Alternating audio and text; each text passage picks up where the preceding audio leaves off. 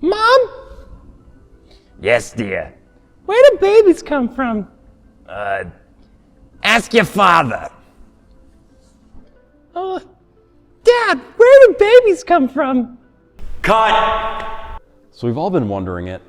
Where do potatoes come from?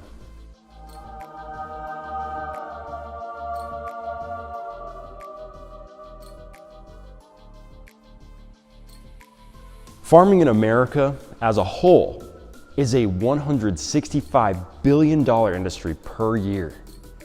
And that checks out. There's 300 million people living in the US. And I don't know about you, but I'm hungry.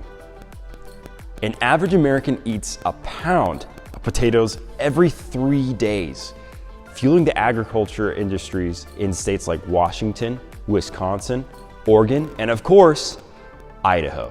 Farmers in these states have a complicated yet fulfilling job. Don't believe me? Just ask my good friend Russell Fehringer, who owns and operates Lakeview Ag in American Falls, Idaho. Well, I'm Russell Fehringer, here in southeast Idaho, and a part owner with my wife in Lakeview Ag and Livestock. Let me put it this way, a family-owned business that raises potatoes, hay, grain, corn, and have some cattle also. Russell produces a lot of potatoes, which he sells to larger corporations responsible for both growing and distributing potatoes. So the average person in the United States will consume a little bit more than 100 pounds of potatoes per year. Okay, so that's if they're French fries, baked potato, mashed potato, whatever. We grow enough potatoes on our farm to feed about 900,000 people for 1 year. Russell's potatoes could end up anywhere across the nation and even the world. The United States exports $2.1 billion worth of taters annually, ending up in places like Mexico, Japan, and even South Korea.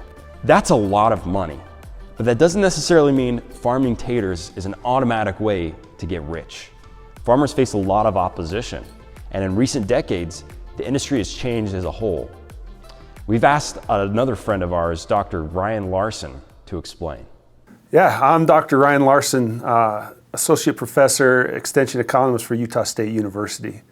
Potatoes are pretty unique in that they have some pockets of production. Washington, Idaho, there's a pocket in North Dakota, a little bit in Minnesota, Prince Edward Island, so Maine, right? That area has it, but when you look at potatoes compared to corn, soybeans, wheat, it's fairly small.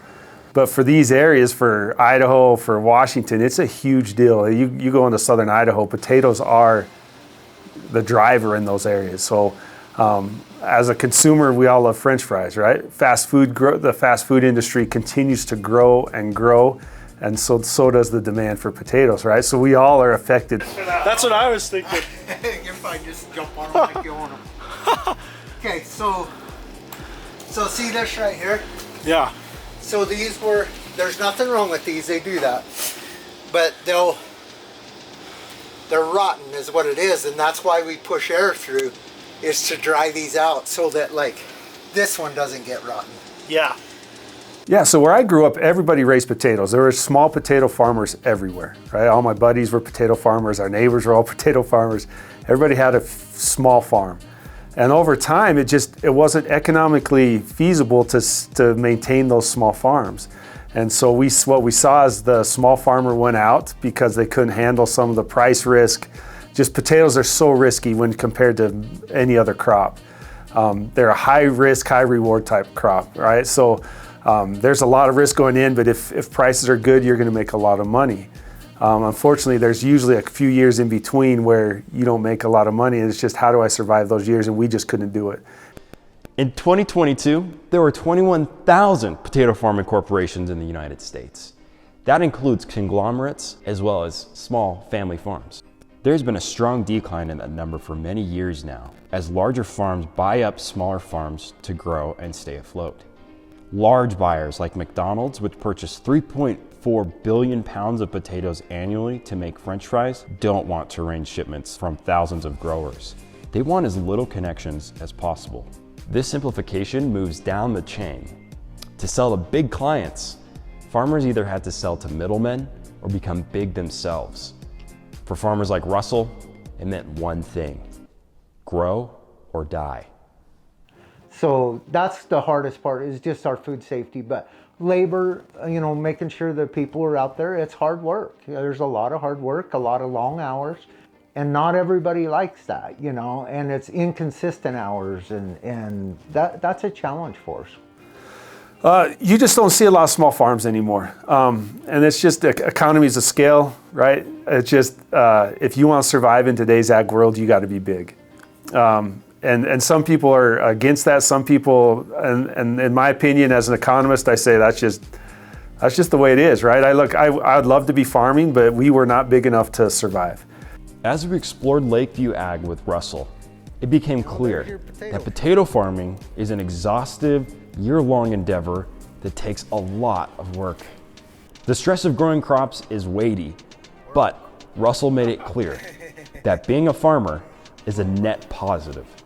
He explained how fulfilling it is to create something with his own hands that feeds a populace and to employ a team that works hard. There's been many ups and downs, but growers like Russell are the sole reason that you and I can enjoy a delicious tater snack. And for that, I'm grateful.